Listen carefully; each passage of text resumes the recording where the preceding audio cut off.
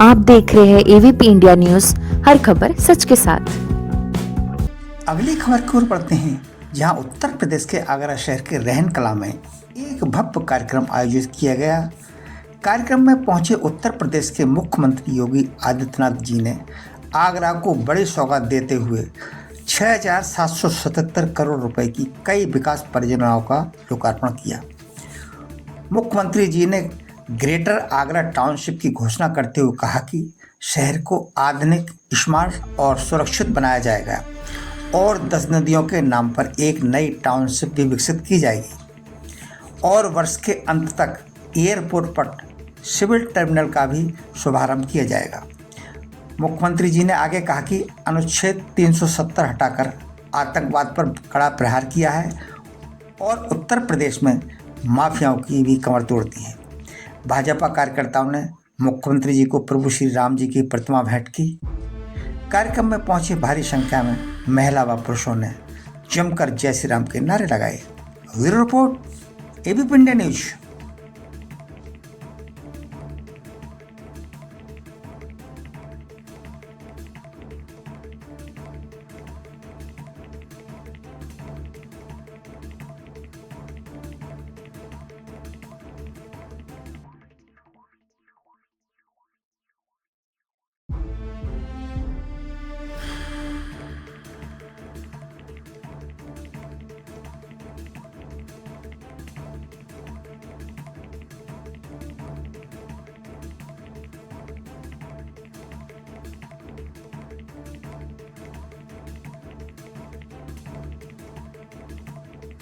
की यमुना मैया की, गौ मैया की, गौ मैया की, भारत माता की।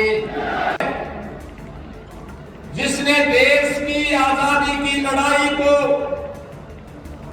मजबूती के साथ आगे बढ़ाते हुए राष्ट्रभक्ति की लोग को कभी पूछने नहीं दिया, ऐसी पावन धरा को मैं कोटि कोटि नमन करते हुए आप सभी का मैं अभिनंदन करता हूं।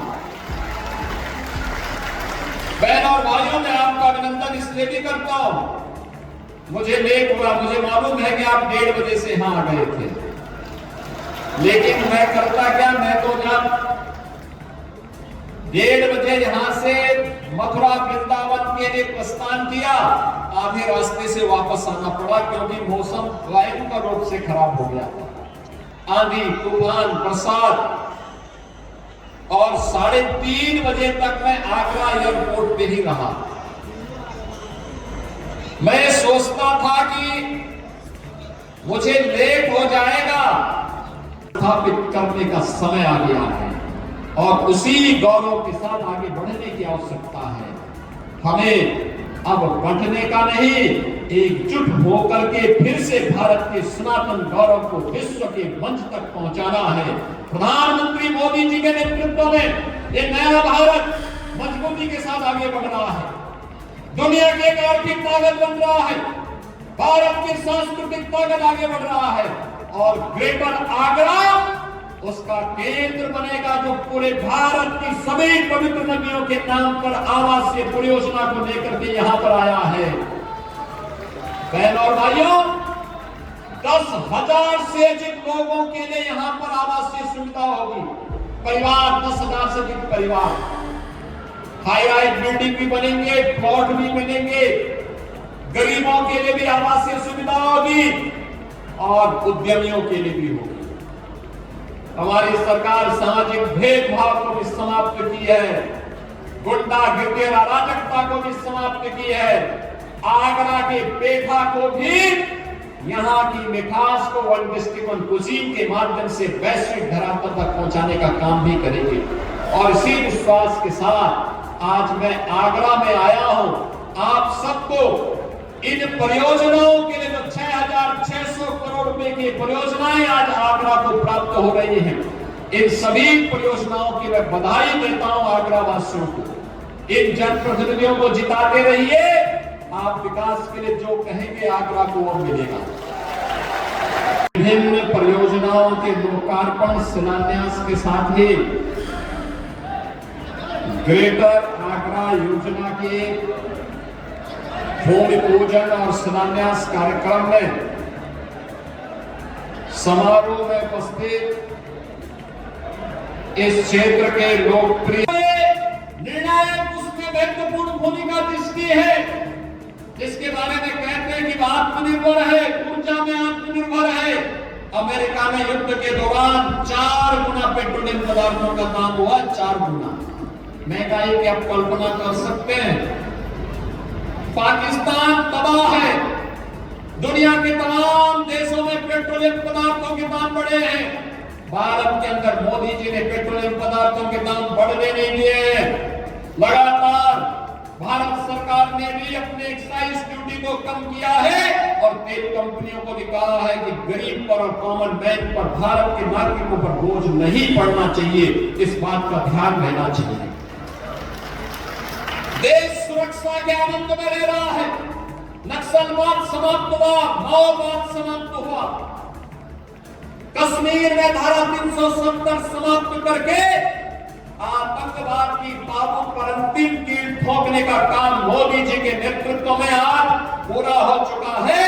अब कश्मीर में 2 प्रधान, 2 विधान और 2 निशान नहीं, बल्कि भारत का प्रधानमंत्री ही कश्मीर का प्रधानमंत्री भी है। भारत का प्रधान भी कश्मीर का प्रधान भी है। भारत का विधान जो बाबा साहब भीमराव अम्बेडकर जी ने संविधान बनाया है, यह संविधान कश्मीर में भी बराबर लागू होता है। भी कहते थे कब होगा, हम कहते थे थोड़ा एक बार और थोड़ी हमें जोर लगाने दीजिए और इस वर्ष के अंत तक हम आगरा मेट्रो के 2nd फेज के कार्य को भी पूरा करेंगे और आगरा को उनका इंटरनेशनल एयरपोर्ट भी उपलब्ध करवा देंगे।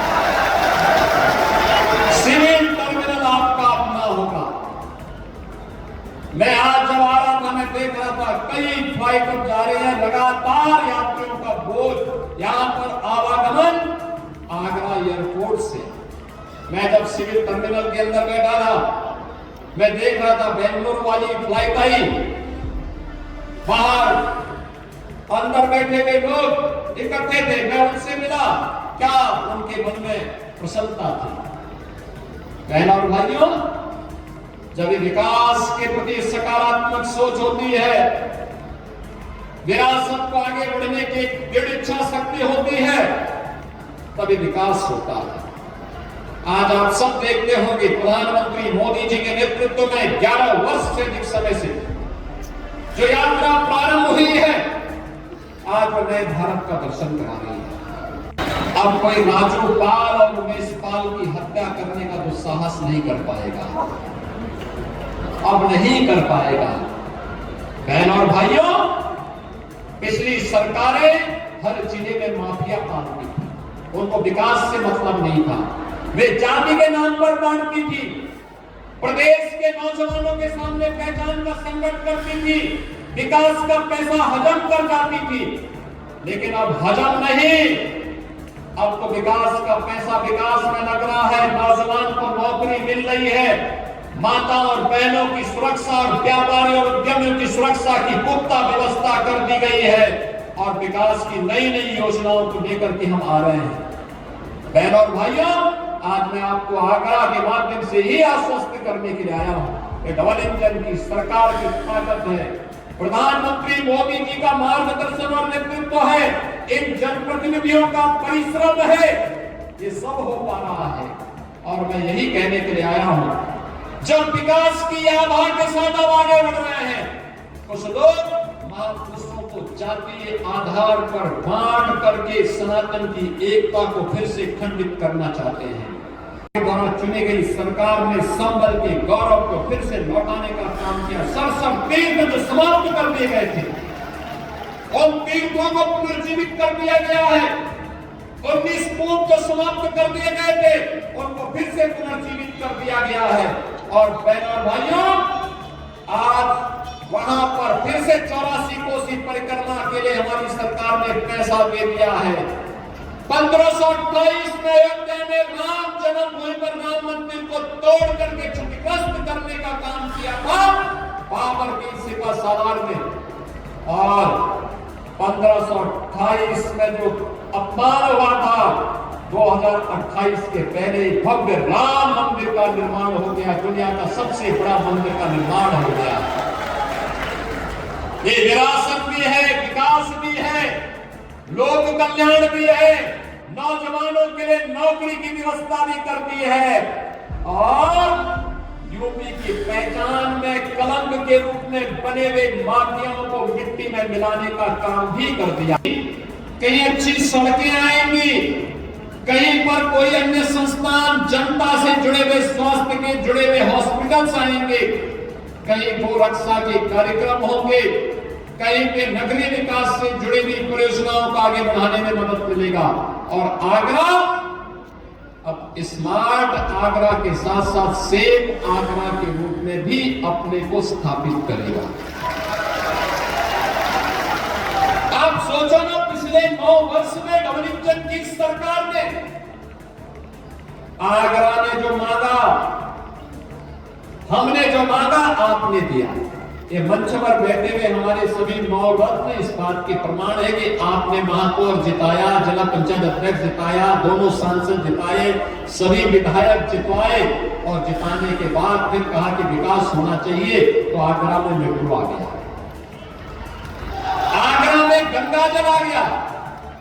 यानी मां गंगा के आंचल में, गंगा मां यमुना के आंचल में गंगा जल यहाँ के लोगों को पीने के लिए मिल रहा है। कल्पना थी वो साकार हुई। और एयरपोर्ट के बारे में लोग कहते थे टीटीजेड के नाते बहुत सारी परेशानियां थी, कश्मीर के अंदर लागू होता है। कांग्रेस ने 2 विधान, 2 प्रधान, 2 निशान दिए थे। मोदी जी ने कहा नहीं, भारत के अंदर डॉक्टर श्यामा प्रसाद मुखर्जी का संकल्प गूंजेगा कि एक देश में एक प्रधान, एक विधान और एक निशान रहेगा और बाबा साहब अंबेडकर जी का सपना साकार होगा। यह मोदी जी ने करके दिखाया। बहनों और भाइयों, भारत सुरक्षित भी है, समृद्धि की नई ऊंचाई को प्राप्त भी कर रहा है और साथ साथ विरासत का सम्मान भी कर रहा है।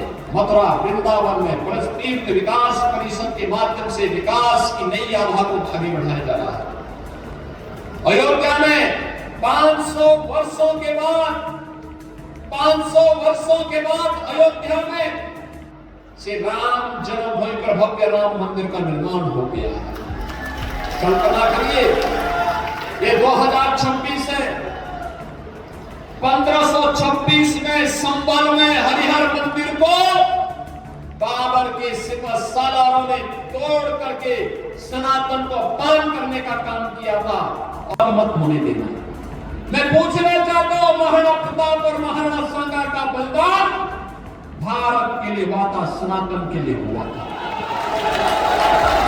महाराज सूरजमल का पराक्रम, उन्होंने आगरा के लाल किले को अपने कब्जे में लेकर के और भूसा भरवाने का काम कर दिया था कि ये मुगलों की छाती पर दाल उगने का काम महाराज सूरजमल ने इसी आगरा में किया था।